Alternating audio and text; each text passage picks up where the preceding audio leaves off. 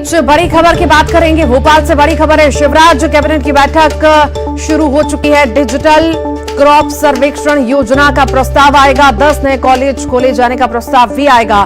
22 विकासखंडों में नए आईटीआई की स्थापना का प्रस्ताव रखा जाएगा।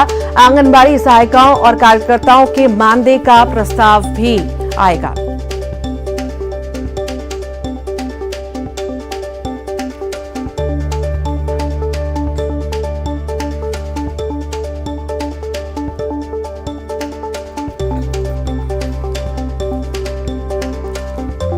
शिवराज कैबिनेट की बैठक शुरू हो चुकी है। कई अहम प्रस्ताव लाए जाएंगे। बता दें आपको, डिजिटल क्रॉप सर्वेक्षण योजना का प्रस्ताव भी आएगा। और ज्यादा जानकारी के लिए हमारे साथ सहयोगी वासु चौरे लाइव जुड़ रहे हैं। वासु, शिवराज कैबिनेट की बैठक शुरू हो चुकी है। कितनी महत्वपूर्ण, कितनी खास ये बैठक रहेगी और कौन कौन से प्रस्ताव लाए जा सकते हैं? निश्चित तौर पर देखिए, मुख्यमंत्री शिवराज सिंह चौहान की अध्यक्षता में इस समय वल्लभ भवन में जो कैबिनेट की बैठक है वो शुरू हो चुकी है। और बेहद खास ये बैठक है क्योंकि आज से ही मुख्यमंत्री सीखो कमाओ योजना की जो शुरुआत है वो भी सीएम शिवराज सिंह चौहान करने जा रहे हैं। और 12 बजे रविंद्र भवन में इस कार्यक्रम की शुरुआत होगी, यानी कि कैबिनेट की बैठक के ठीक बाद। कैबिनेट की बैठक में सबसे शुरुआत में जो अपडेट हमें मिल रहा है वो यही है कि सीखो कमाओ योजना जो है, जो खासतौर पर मध्यप्रदेश के युवाओं के लिए डिजाइन की गई है ताकि वो अपनी स्टडीज के साथ, पढ़ाई के साथ साथ अपने स्किल्स को भी डेवलप कर सके और उसके बदले में उन्हें जो एक मानदेय है, जो एक तय राशि है वो भी मिल सके, वो प्राप्त हो सके, ताकि वो आर्थिक तौर पर भी आत्मनिर्भर बने। और उनको जब वो पूरी पढ़ाई कर लें तो उन्हें और बेहतर काम करने की और बेहतर जॉब अपॉर्चुनिटीज है जो मिल सके। तो उसके बारे में सबसे पहले कैबिनेट की बैठक में जो है डिस्कशन हुआ है मुख्यमंत्री शिवराज सिंह चौहान का तमाम मंत्रियों के साथ। और इसके साथ ही अब जो कैबिनेट की बैठक है वो शुरू हो गई है। कई अहम प्रस्ताव इस पूरी बैठक में आएंगे। खासतौर पर अगर सीधे छात्रों से संबंधित अगर विषय की बात करें तो 22 नए आईटीआई विकास खंडों में खोले जाने का जो प्रस्ताव है उसे हरी झंडी मिल सकती है। और इसके साथ ही 10 नए कॉलेज भी खोले जाने का जो प्रस्ताव है उसको भी आज हरी झंडी कैबिनेट की बैठक में मिल सकती है। आंगनबाड़ी कार्यकर्ता और आंगनबाड़ी जो सहायिका हैं उनके लिहाज से भी आज कैबिनेट कोई बड़ा निर्णय ले सकती है। उनको जो मानदेय दिया जाता है उसमें वृद्धि को लेकर आज कैबिनेट की इस पूरी बैठक में बातचीत हो सकती है। और इसके अलावा सिंचाई परियोजनाएं हो या फिर अन्य वो सारे कामकाज हो, जनता से सीधे तौर पर जुड़े हुए हैं वो सारे प्रस्ताव हो, उनको लेकर भी आज कैबिनेट की बैठक में सीएम शिवराज सिंह चौहान और मंत्री साथी जो है वो हरी झंडी दे सकते हैं। तो इस लिहाज से आज की बैठक जो है बेहद महत्वपूर्ण हो जाती है। और मध्य प्रदेश में अन्य जो योजनाएं लगातार चल रही हैं, चाहे लाडली लक्ष्मी योजना की बात हो, लाडली बहना योजना की बात हो या फिर अन्य जो योजनाएं उनका कितना बेहतर क्रियान्वयन हो पा रहा है, जनता को कैसे उसका सीधे तौर पर लाभ मिल रहा है, इन तमाम बातों को लेकर भी आज कैबिनेट की इस पूरी बैठक में चर्चा होगी। जी ठीक, बहुत बहुत शुक्रिया वासु जानकारी को साझा करने के लिए। एमपी में चुनाव हैं। राजनीतिक पार्टियां जनता के नब्ज टटोलने के लिए एक के बाद एक दौरे कर रही हैं। कांग्रेस महासचिव प्रियंका गांधी जबलपुर दौरे से चुनावी शंखनाद कर चुकी हैं। आने वाले दिनों में प्रियंका, राहुल गांधी, खड़गे समेत कई नेताओं का दौरा प्रस्तावित है। अब कांग्रेस नेताओं के चुनावी दौरे को लेकर प्रदेश के गृह मंत्री नरोत्तम मिश्रा ने तंज कसा और कहा कि कोरोना काल और आपदा के समय कांग्रेस नेताओं के चेहरे नजर नहीं आए और अब वोटों की फसल काटने के लिए कांग्रेस नेता आ रहे हैं, तो इन्हें चेतुआ कहा जाए तो गलत नहीं होगा।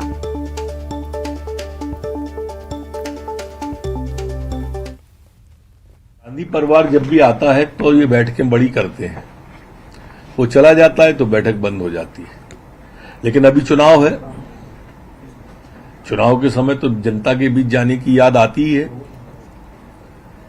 कोरोना काल में कोई इनमें से एक भी, जितने आपने नाम लिए, माननीय प्रियंका गांधी जी, माननीय राहुल गांधी जी, माननीय खड़गे जी, एक भी दिखाता क्या कहीं? सोच के बताएं, इसका जवाब दें माननीय कांग्रेस के बंधु। बाढ़ आई थी तब इन 3 में से कोई दिखाता क्या? जब ओला पड़ा था तब कोई इन 3 में से दिखाता क्या? वोटों की फसल काटने के लिए आ रहे, जैसे चैत काटने नहीं आते हैं, फसल गेहूं की काटने। जनता अब समझती है इन सबको। और ये भी देखा उनने कि जब ओले पड़े तो हमारे मुख्यमंत्री डगर डगर पे गए थे, खेत खेत पे गए थे। हमारे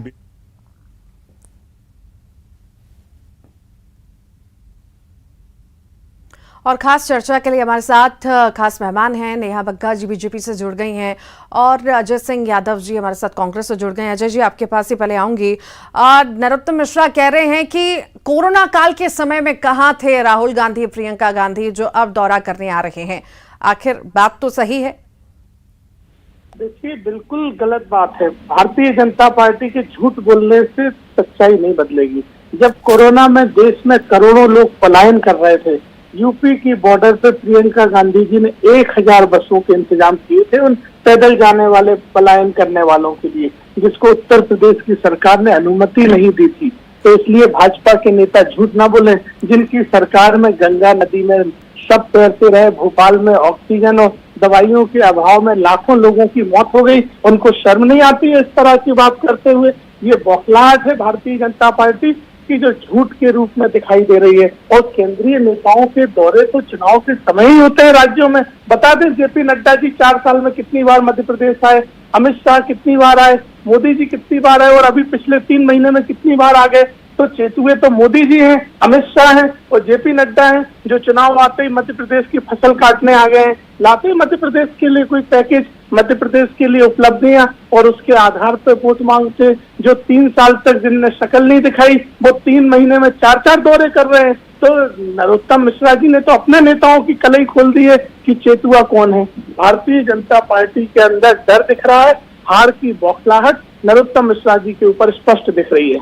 ठीक, नेहा जी, प्रियंका जी का या राहुल गांधी का खड़गे का दौरा जो होने वाला है, आखिर क्या लगता है कि बीजेपी इससे डरी हुई है? क्या लगता है खासा प्रभाव इनका दिखेगा आने वाले चुनाव में? मुझे अच्छा लगा कि अजय यादव जी ने प्रश्न पूछा कि मोदी जी, नड्डा जी कितनी बार मध्य प्रदेश आए। तो शायद उनकी जानकारी में नहीं है कि जब चुनाव नहीं था तब भी प्रधानमंत्री जी आए और गौरव दिवस के कितनी बार आए, बताइए ना, कितनी बार आए? नेहा जी, 2023 में कितनी बार आए?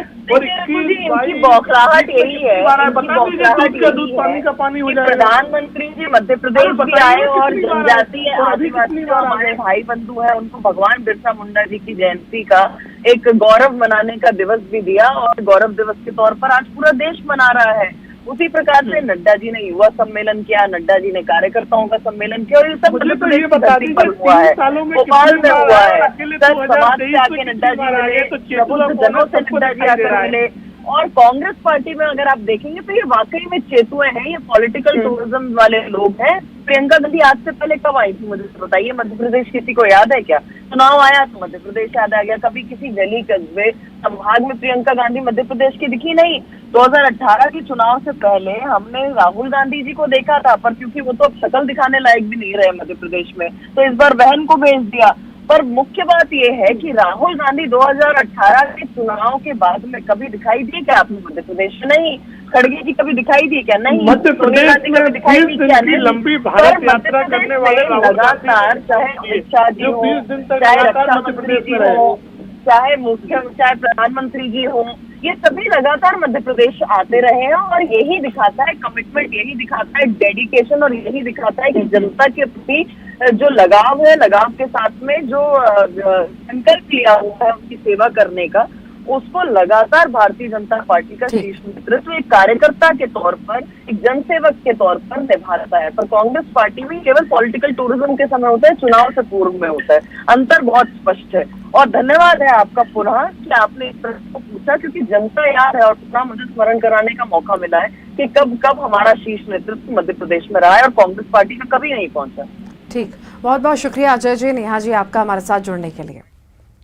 नवा रायपुर में बाइकर्स गैंग का आतंक देखा जा रहा है। हर रविवार को नवा रायपुर की सड़कों पर बाइकर्स स्टंट करते हुए नजर आते हैं। इन्हें न तो कोई पुलिस का खौफ है और न ही जान की परवाह का। बिना सुरक्षा के मानकों का ख्याल किए बेखौफ स्टंट करते हुए नजर आते हैं। नवा रायपुर के राखी थाना इलाके में ये इनका जमावड़ा लगता है। बताया जा रहा है कि रायपुर, दुर्ग, भिलाई और महासमुंद सहित पड़ोसी जिलों से आकर बाइकर्स स्टंट करते हैं।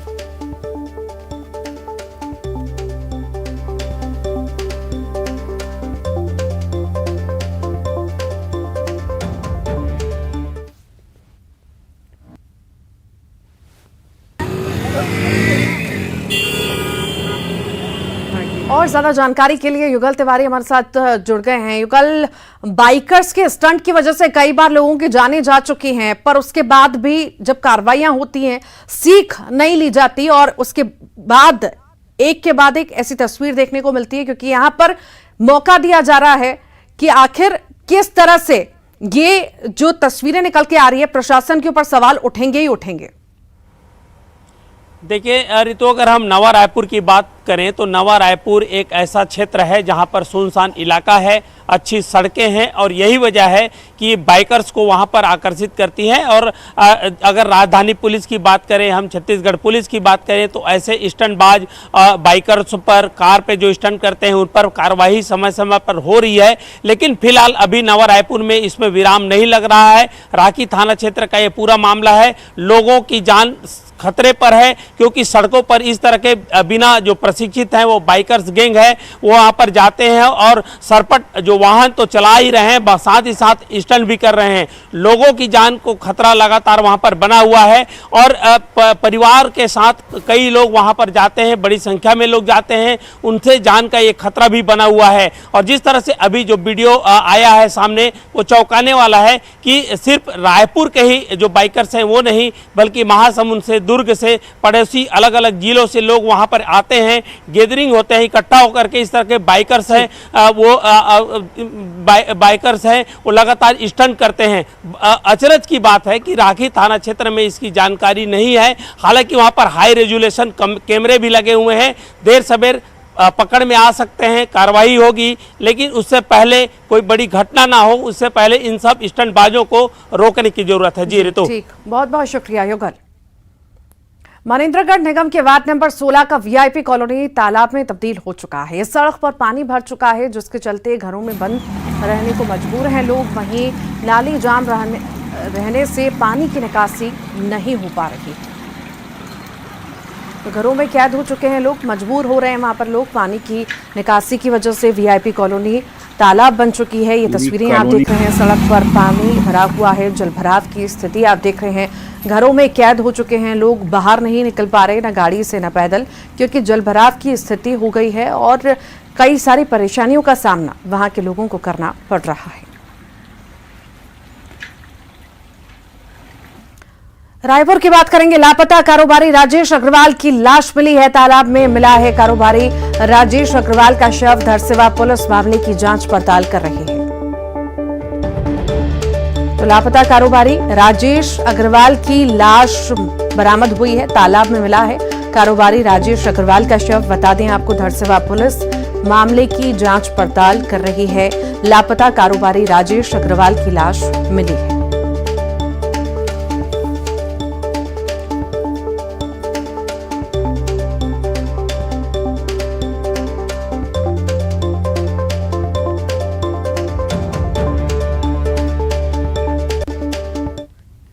रायपुर से बड़ी खबर है, रेलवे स्टेशन से गांजा तस्कर गिरफ्तार हुए हैं। 25 किलो गांजे के साथ पकड़ाया है तस्कर।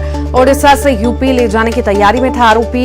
सारनाथ एक्सप्रेस से जाने की तैयारी में था तस्कर। मुखबिर की सूचना पर पुलिस ने पकड़ा है। जब्त गांजे की कीमत 2,58,000 रुपए बताई जा रही है। तो मुखबिर की सूचना पर पुलिस ने ये बड़ी कार्रवाई की है, गांजा तस्कर को गिरफ्तार किया है और कम से कम 2.5 लाख रुपए का गांजा भी इससे बरामद किया गया है। रेलवे स्टेशन से गांजा तस्कर गिरफ्तार हुआ है। 25 किलो गांजे के साथ तस्कर पकड़ाया है।